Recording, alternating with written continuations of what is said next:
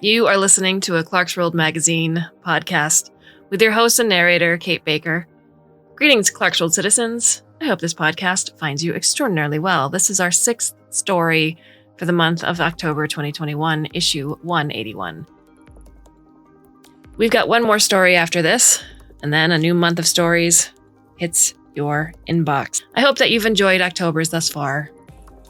I want to thank you for your ongoing support, whether it's via patreon.com/Clarkesworld, clarkesworldcitizens.com, or through a subscription via Amazon or waitlist books. You help us get this magazine up and running every month. Without your support, we wouldn't be able to do it. So thank you. Whether this is your first podcast or over 550th, thank you for being here today and always. Our story is titled Through and is by Eric Fomley and Rich Larson. Eric Fomley, who can be found at the website ericfomley.com, lives in Garrett, Indiana with his wife and 3 children. His fiction has appeared in Daily Science Fiction, Galaxy's Edge, Flame Tree, and Inferno Volume 6, Tales from the World of Warhammer. Rich Larson is no stranger here to Clarkesworld. Can be found at patreon.com/Rich Larson. Was born in Galmi, Niger, and has lived in Spain and the Czech Republic. Currently writes from Grand Prairie, Canada. He is the author of the novels Ymir and Annex, as well as the collection Tomorrow Factory. His fiction has appeared in over a dozen languages, including Polish, Italian, Romanian, and Japanese, and his translated collection La Fabrique de l'Endemain won the Grand Prix in l'Imaginaire. His short story, Ice, was recently adapted into an Emmy-winning episode of Love, Death, and Robots. If you like what you hear, you can go back to Last Nice Day, All Electric Ghosts, Death of an Air Salesman, Octo Heist in Progress, and Other Mother, an Annex excerpt. So, my dear listener, I hope you can sit back, relax, and let me tell you a story.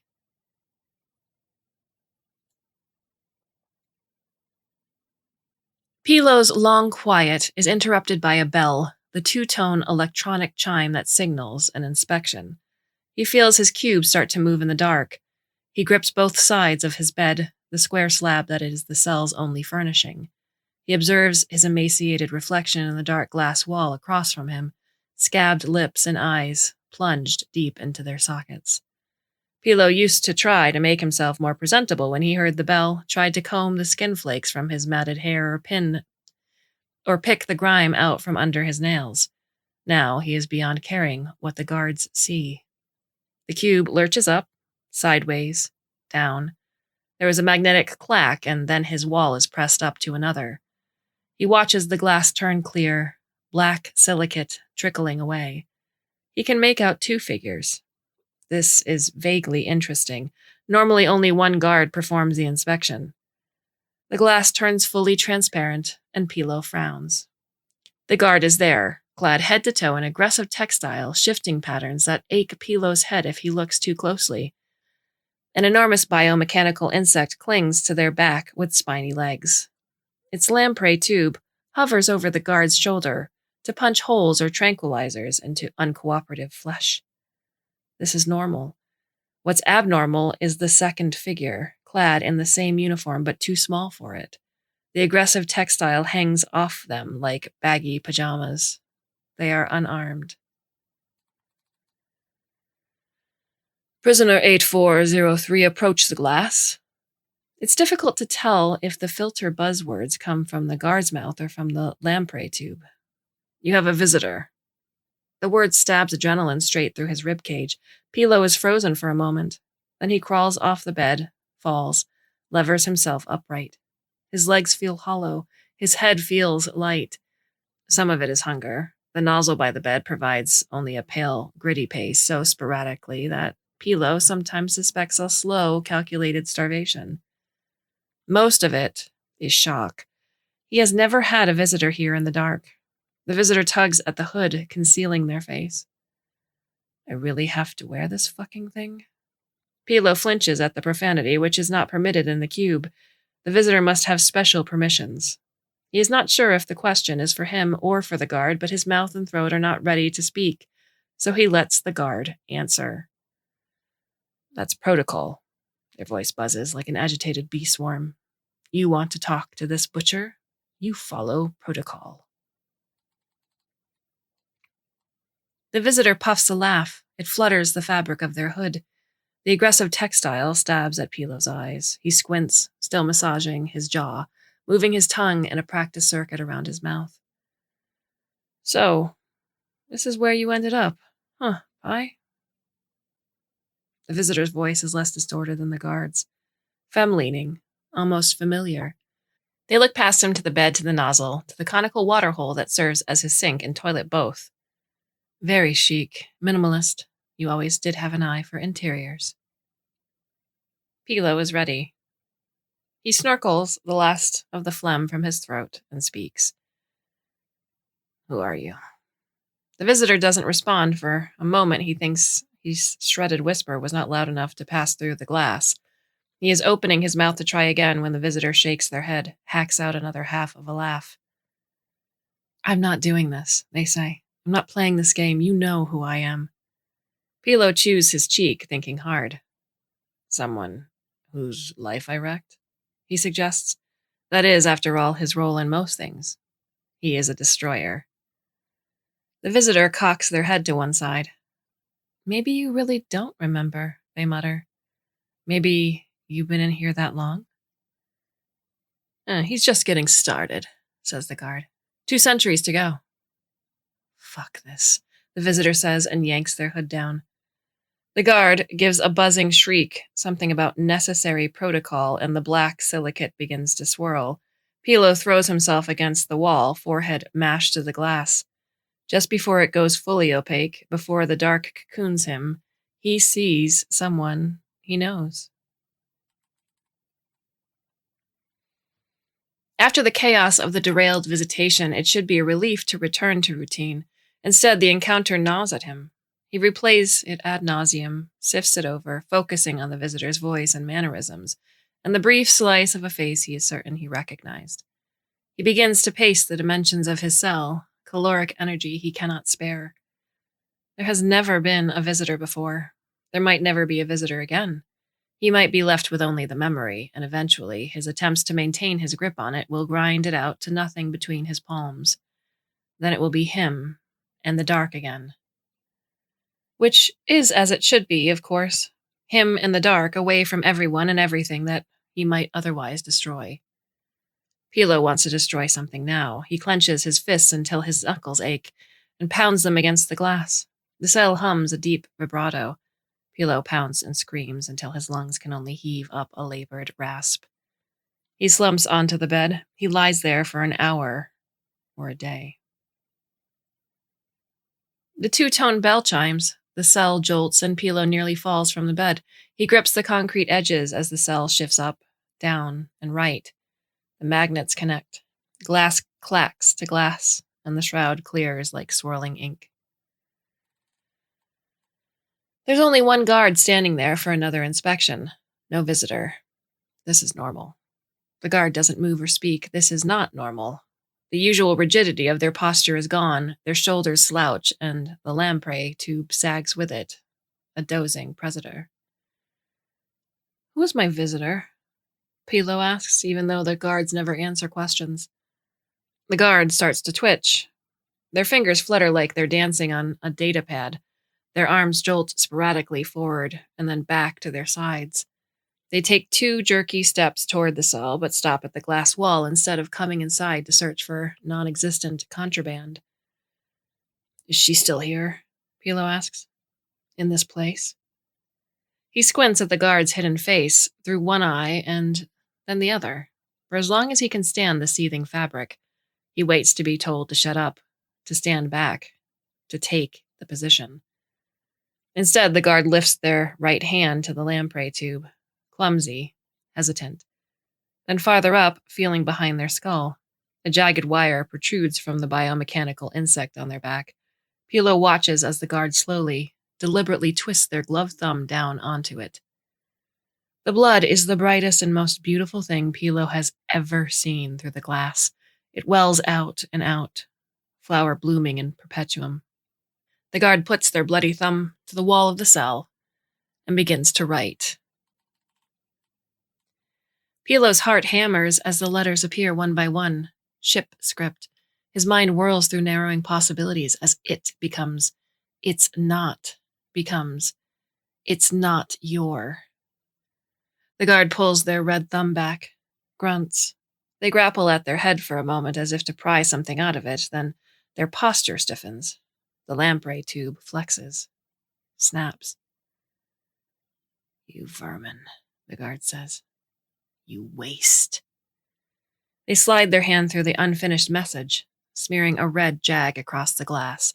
They turn and walk away, the inspection postponed, perhaps forgotten. Pilo stares at the streak, recites the words, and from those words he feels the shape of the one missing. The cell shrouds again, glass clouding to black. Fault, he whispers. Pilo thought he had lost all track of time in this place, but now he is certain that the regular occurrence of the inspection bell has been delayed. He hears its phantom, a tinnitus in his ears, but the cube doesn't move.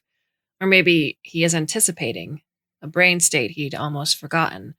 And it's the anticipation that has slowed time to a shambling crawl. In another life, Pilo practiced meditation, but when he tries it now, his body revolts. His lungs seize. His hands jump. When his cube finally shifts, he can't be sure if he is hallucinating or not. It glides through the dark, stops. The glass clears. The guard appears, and this time there is no slumping, no twitching, no puppet hands dancing at their sides. Position, they say, voice crunchy with distortion. Pilo rolls his way off the bed. He assumes his position against the adjacent wall, arms and legs spread, as if there is even a single element of the cell he is capable of dismantling and repurposing into a weapon, as if his emaciated limbs are weapons themselves. He watches in his peripheral as the glass opens and the guard enters, masked head on a wary swivel. The shifting pattern of their suit doesn't claw so badly at his eyeballs today. The aggressive textile is more of a soft undulation. Maybe it's glitching. It lets him look more closely at the guard as they circumambulate the cell, checking the food nozzle in the toilet and the featureless black slab of a bed. For a moment, his stimulation-starved brain imagines his captor as a geometric skeleton wrapped in mesh musculature. What are you looking at? The guard buzzes. Eyes on the wall. Pilo is too slow to comply, distracted by his hallucination. The lamprey snaps forward like a jack-in-the-box and smashes his face into the wall he is meant to be watching. The small white supernova goes off behind his eyelids. He sinks, clutching at a nose that might be broken again, feeling hot copper blood seep through his fingers. Position. The guard grates. Up, arms out, legs out. Even as they say it, they drive a booted foot into his lower back. He slams into the wall again, tries to buffer the impact with his hands. They leave vermeil smears on the black gas. A malformed message darts through his mind's eye. It's not your fault. You fecal stain, the guard says. You bacterial graveyard, you careless butcher. The words feel like a catechism. The boot swings again, and this time it sucks all the air from his lungs. He doubles over, curling into himself on the cold floor. Up, the guard orders, up and into position. Pilo turns instead and stares directly at his captor, ignoring the shifting patterns, ignoring the menacing lamprey. He focuses on the shape of the guard's shoulders, which are beginning to slump, and the tilt of the guard's head, and the dangle of the guard's hands. He remembers the way they fluttered and jerked before they scrawled the bloody letters. It was the same guard. He is almost sure of that now. They are all the same guard. What are you doing? The guard snaps, and behind the electronic buzz, Pilo hears trepidation. He realizes that his captor has wrapped their arms around their body, mocking his fetal posture. But when he raises one hand to wipe the blood from his bristly chin, the guard raises a hand of their own in perfect synchronization. Not mocking him. Something else. Stop it, The guard buzzes, then to someone else. We have a situation in cell 8403. We have... Pilo clenches his jaw shut as hard as he can, and the guard's insectoid voice chokes off. His pulse rushes to fill the silence. His heart pounds fragile ribs. Pilo knows he must be dreaming this. He must be tossing and turning on the bed, waiting for the two-tone bell to chime. He lifts his right hand into the air. The guard mimics like a marionette, makes an angry gurgle deep in their throat. The lamprey thrashes, but it can't attack without the guard's permission. And the guard, some way, somehow, can't give permission without Pilo's. Slowly, he puts both hands to his own neck, where the seal of a mask would be if he were wearing one. His fingers find an intangible pressure hook. The guard's fingers find a real one. The guard's mask peels away and Pilo sees the same face he sees in the black glass. Scabbed lips, sunken eyes, he stares at himself.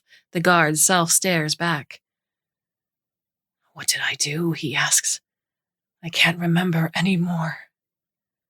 The guard's self twitches, hawks. A glob of saliva smacks the floor between them. You vermin, the guard's self murmurs. You stain. The catechism is back, but Pilo thinks he's losing the faith. He turns to the clear glass, peers into a dark and empty corridor. It's not your fault. Position, he tells the guard self. Sorry. Pilo traverses the corridor as quickly as he can in the guard's heavy boots.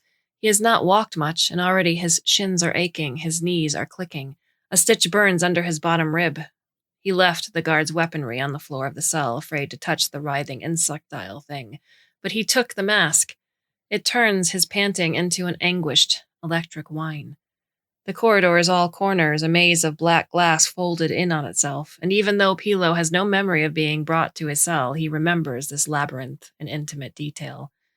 He can envision the other cells shuffling somewhere above him in the dark, an elaborate dance. But when he reaches the junction left and right open to him, he has not even a shred of intuition for which way leads to an exit. He halts there, gasping for breath. Left. He startles. It's the visitor's voice, as crisp inside the mask as a whisper in his ear. She's the one who started all this, who set off this reaction chain, and he knows, gut deep, that she is making a mistake. If she knew what he did, she would not be trying to help him. Who are you? Pilo asks again. I'm the person who says left. And then you go left, the voice answers.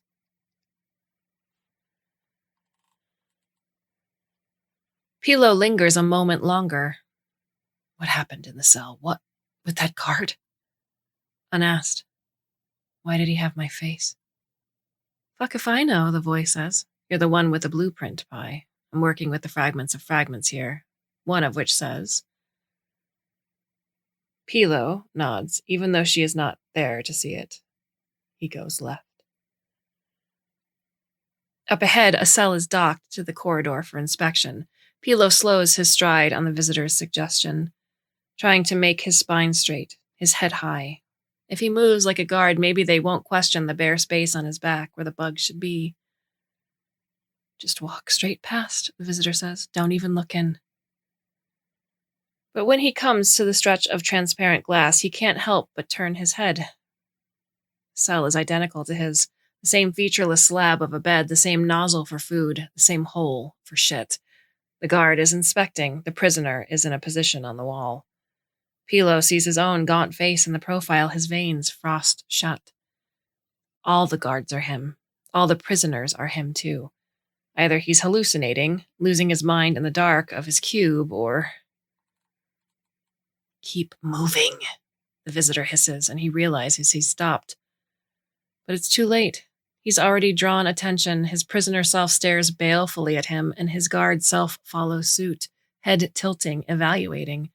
Pilo feels the guard's eyes trace the space where a lamprey tube should be, feels surprise transmute to suspicion. Malfunction, Pilo says by way of explanation.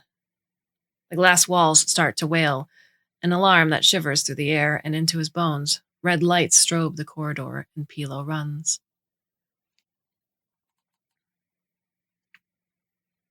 The buzzing shouts of the guards echo through the maze. He can't tell if they're coming from ahead or behind as he turns left, right, left again, following the visitor's clipped commands. His feet ache and his muscles are eating themselves. He's tired.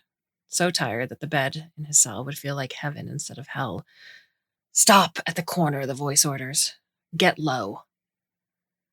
He throws himself down and watches as two guards barrel past him, lamprey tubes bobbing. One of them gives an electric bark. Prisoner 8403, unaccounted for. The destroyer is loose. Pilo's heart thumps hard. His tongue flicks at the dried blood above his lip. He wonders what the beatings will be like if they catch him. Almost there, the visitor says. Left again. Pilo takes 2 tries to get up off the floor, then staggers onward. He is certain the guards have turned around, certain he can hear their footfalls converging on him. The corridor narrows, branches a final time, and ends. The visitor has betrayed him. He's been led to a corner and left for dead. Then he sees the stump of a maintenance ladder hanging down from the shadows. He limps to the base, leans against the rungs to catch his breath. When he looks up, he sees nothing but blackness. They're coming, Pi, says the voice. You have to start climbing. Pilo pushes his forehead against the ladder, gasps in, out. Go up, Pi. You have to go up. He takes another ragged breath. He pictures all the cells moving through the dark, all the prisoners and guards wearing his face. The prison is well made, but he knows what it is now. The thought has been building and building in the back of his skull. This is all a sim, he says hoarsely. A deep sim. For a moment, there's no reply, and he thinks maybe the channel is one way only. Then he hears a snort of static. Yeah, the visitor says. Big twist. But those guards are still going to tune the shit out of you, and it's going to feel very real. One dread mixes with another in Pilo's simulated stomach. Maybe he shouldn't be escaping at all. Maybe he was put in that cell for a good reason. He is, after all, the destroyer. Come on, Pi. The voice is harsh and pleading at the same time, and he finally recognizes it, one realization unlocked by another. Her name sails to him across a void. He falters for a moment, frightened he might be wrong. His jaw works. Kes? He asks. Her voice thickens. Yeah. Yes. Now climb, for fuck's sake. He steps onto the first metal rung.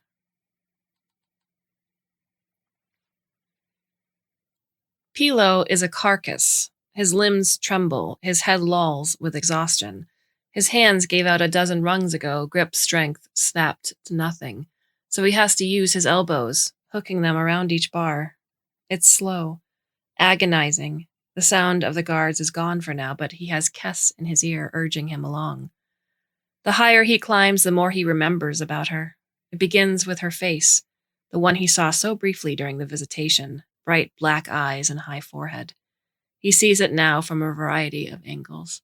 Shifting haircuts, creeping tattoos, 100 different expressions, but most often a wide grin he knows was the precursor to a wild warbling laugh. Her voice has no trace of a smile in it now. He pauses on the ladder to catch his breath, but ends up wasting more of it on a question. We've known each other a long time, he says. Are we friends? We were friends. Pilo remembers a tangle of twisting corridors, walls and ceilings swathed in moss, hydroponic gardens above and rusty maintenance tunnels below, a party with no gravity chasing trembly globes of grain alcohol through the air, bubble-shaped habs with soft, warm beds, viewports to a starry void. Colony ship, he says. The germinal. The big germ, yeah. But he knows that's not Kes's nickname for it. Someone else calls the ship that, someone who is only a blur in his peripherals. Nearly every memory he has of him and Kes has a third person in it too.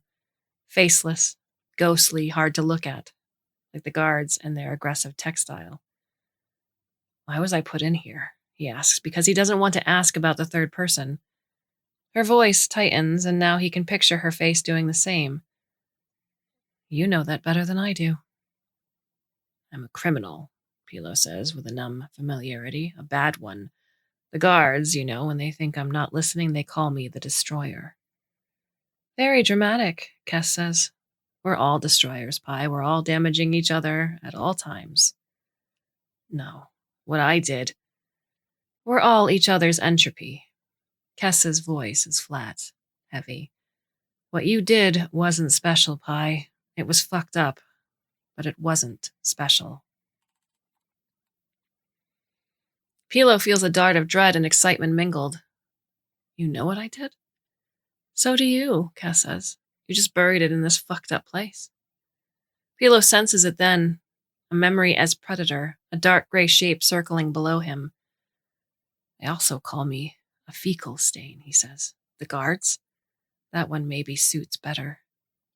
He gathers his strength and starts climbing again, moving away from the labyrinth, but also from the predator. Kes puffs a small laugh, just a ghost of the one he remembers. No, she says. You're not getting me like that. Kes is all love today. Pilo's next reach feels wrong. Suddenly he is clinging to the rungs to stop from plummeting, head first, toward the hatch that used to be above him. His gut floats outside his pericardium. Fluids circle in his inner ear, chasing each other like snapping dogs. No grav. It's been a long time since he was in no grav. You hit the edge of the newt field, Kes says. Nice and light from here to outside. Pilo feels a shiver through his sternum, feels his heartbeat accelerate. He always knew vaguely that this was a prison ship, but going outside means going onto the hull. And if there is one place he should not go, should never go, it is the hull. Pilo hears the electric bellows echo up from below. Guards found the ladder, Kes says. Hurry up. Pilo's mouth opens and shuts. He tries to think of a way to explain to Kes, whose birthday is exactly 1 month before his, whose dark eyes peer out from a cloud of freckles, why he should not go to the hull. Why even the idea of it fills his empty belly with chunks of ice. But he doesn't know, so he resumes his climb, hand over hand, weightless as a spider.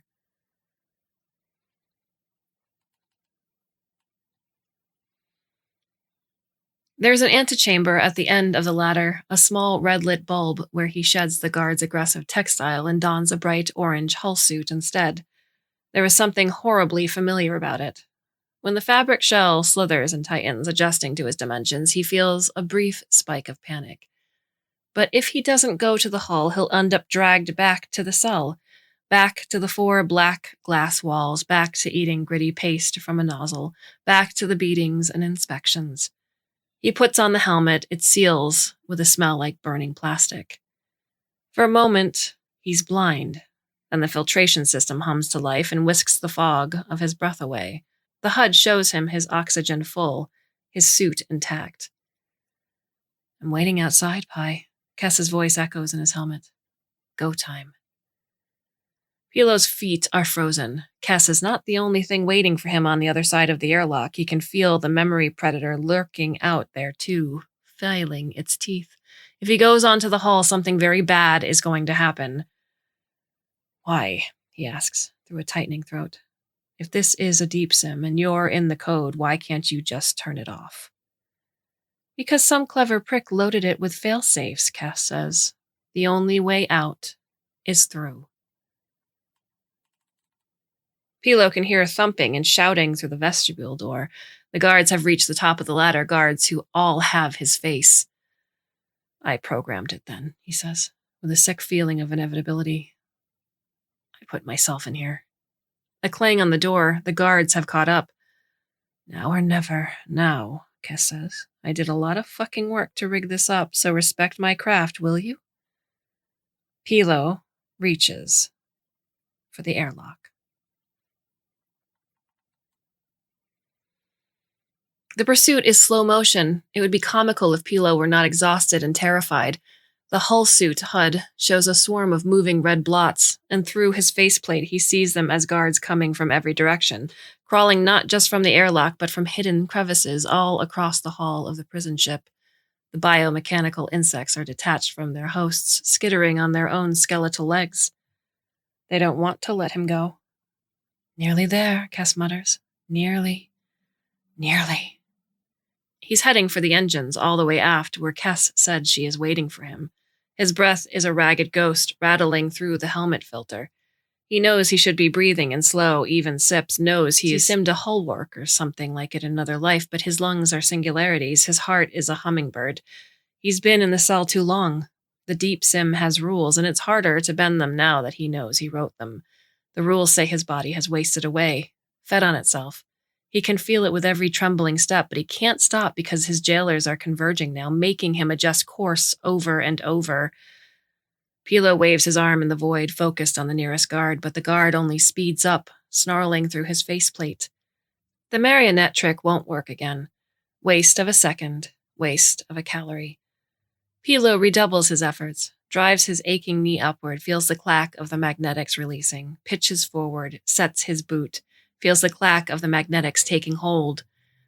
Blood thrums through his neck, pulses behind his eyes, which he keeps pointed down, never up, both to be sure of his footing and to avoid looking into the endless black. The guards and the bugs aren't the only things chasing him. He can feel the predatory memory out there, circling. You there, Pi? You see me? Pilo feels the rumble of the prison ship's engine under his feet. He blinks the stinging sheet of sweat from his eyes, searches for a shuttle suckered to the hull. No, he says, with panic mounting his chest, crushing his ribs. Where? Look up, Kes says. Pilo does not want to look up, but he does it, and he cranes his head back when he sees the thicket of ice and dust, lit an eerie yellow by the dregs of some distant supernova. His heart almost stops. The predatory memory crashes through his skull.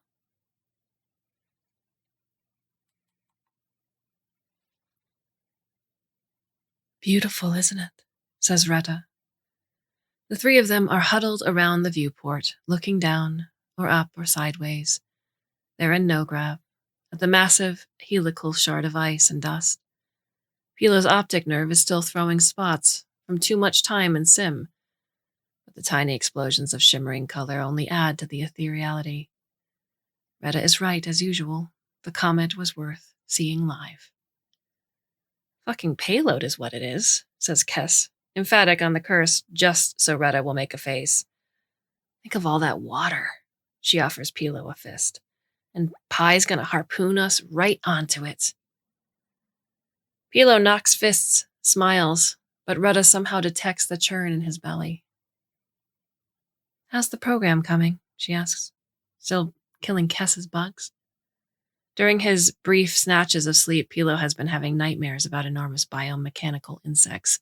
His subconscious could stand to be more subtle. It'll be ready by contact, he says. I should get back in there. Pilo knows no colony ship is truly self-sustaining, no matter how precise its recycling of gas and matter. Entropy is always gnawing at the edges, poking its finger through the gaps. And there are always unforeseen disasters. Micrometeorites, reactor failures, blight in the hydroponic gardens. Pilo knows that the germinal has been limping for decades now, and that the comet is a gift they can't afford to waste.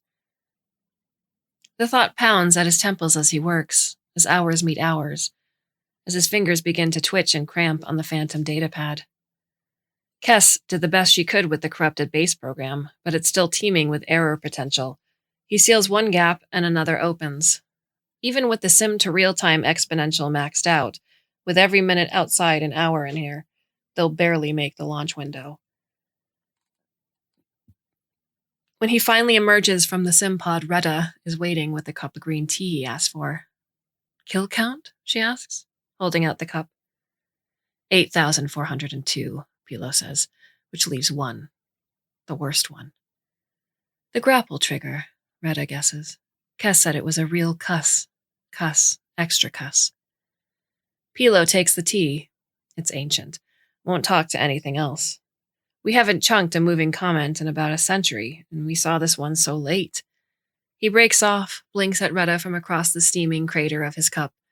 Simming it, the grapple works 78% of the time, not nearly high enough. We only get one attempt.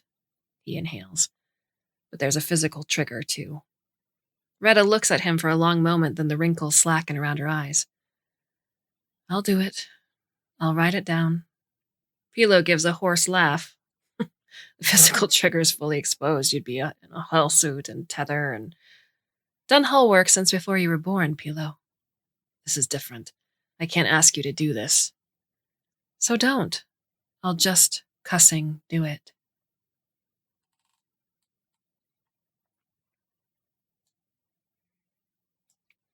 Pilo watches through electric eyes as the harpoon makes its approach. There is a tiny bright orange spot against the pig iron gray, a single exposed hand poking out from the hutch the engineers soldered at the last possible moment. The ship took census. Retta's request to babysit the trigger was approved, but not by everybody. Pilo can feel Kess beside him in the sim pod. He can almost feel the stiff anger in her limbs, feel it radiating off her, heating the neuroconduction fluid. The harpoon's engine flares pale blue, a final burn to match velocity. This is not a sim. Pilo has to remind himself of that over and over. This is not a rehearsal. This is the show, and the grapple's not deploying. Pilo prays to an amoral universe. The grapple continues not deploying.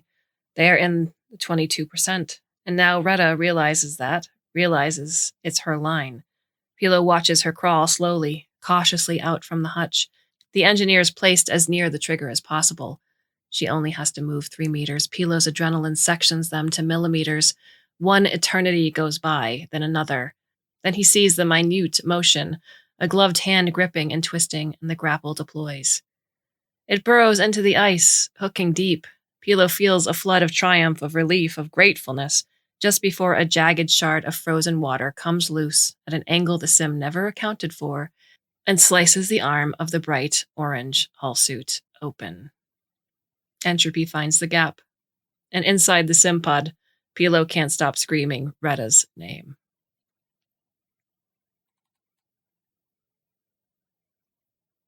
You remember now.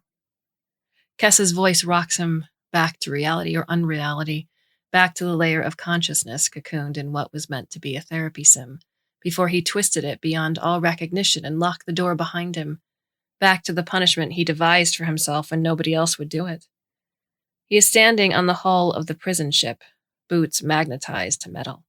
The guards have circled up around him, penning him in. None of it is real, none of it matters. Only Retta matters. Every time he blinks, he sees her writhing, sees frost creeping across the inside of her faceplate. His fault. His fault. His fault. It should have been me, he rasps. Yeah, people always say that, Pi. Pilo feels his simulated lungs heaving, head spinning. No, he says, it should have been me. I was simming it from almost the start. I knew the physical trigger was the better option, so I was simming the crawl, the placement. There was no time to rig something else. He sinks to a crouch, the void crushing down at him from all angles. I was so fucking scared. And all I knew I had to do was mention it. All I had to do was ask Retta to bring me tea because that's how she is. How she was. I know, Pi. Kess's voice is brittle flint. You told us this. We told you to do your fucking therapy. And instead you sealed yourself in the sim pod and turned it into some good old-fashioned self-flagellation. Took me 3 months to find my way in. Why did you? Pilo chokes. What? You wrote on the wall. You know that's not true. I didn't want to at first. I thought, your choice. She pauses. And I was angry. I am still so fucking angry. But it is not doing me any good. Pilo pictures his body in the sim pod, maybe hauled all the way to the triage to monitor his vitals, to hook an intravenous to his trembling arm. He remembers he was intending to die in here. I should go back, he murmurs. Back to the cell. No! Kes snaps the word. Not a chance. Not after I did all this work. You're part of it, Pilo says. You must be. Part of the punishment, getting me so close to escaping, then making me remember. I didn't make you remember shit. Your brain did. Kes's voice trembles.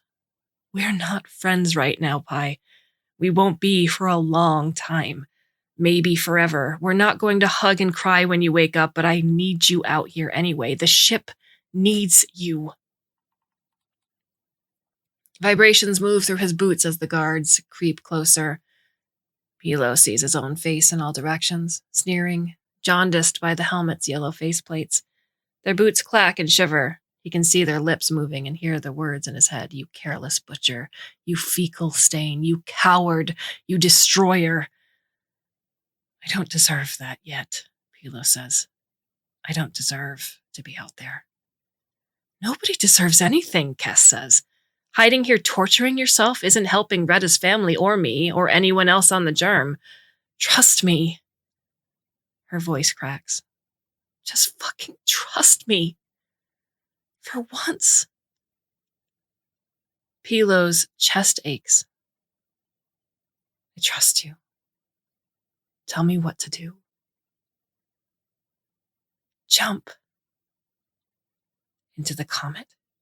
Pilo asks in a sob, knowing what he will see there, knowing he will find Retta's writhing body, her open mouth growing ice.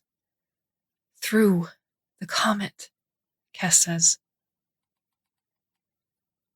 Impossible. He'll be impaled on a frozen spar, crushed in the shifting flows. The deep sim has rules. All sims have rules. Just cussing do it!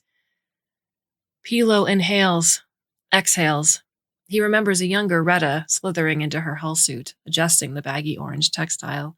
Eyes bright, alert, routine maintenance, but eager for it anyway, eager to get out of the big germ for a little while and see the stars. He crouches down and demagnetizes his boots. Then, with his last shred of strength, he kicks off the hull. The guard selves reach for him, wailing, suddenly panicked. The bugs gnash their lamprey teeth. He leaps through a dozen grasping hands, past a dozen metallic mouths, and floats, free. He glides toward the comet, and the comet pulls him in.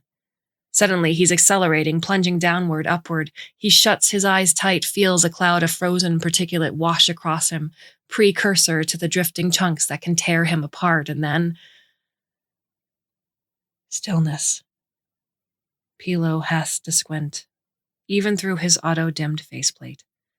He is drifting in empty space, no ice, no dust, no comet.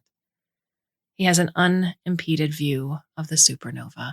There's a figure silhouetted against it, waiting in the middle of the ruined star. Kes reaches out her hand. Pilo's long quiet is interrupted by the electric bleat of his heart monitor, by the gurgle of his sim pod draining. He opens his eyes.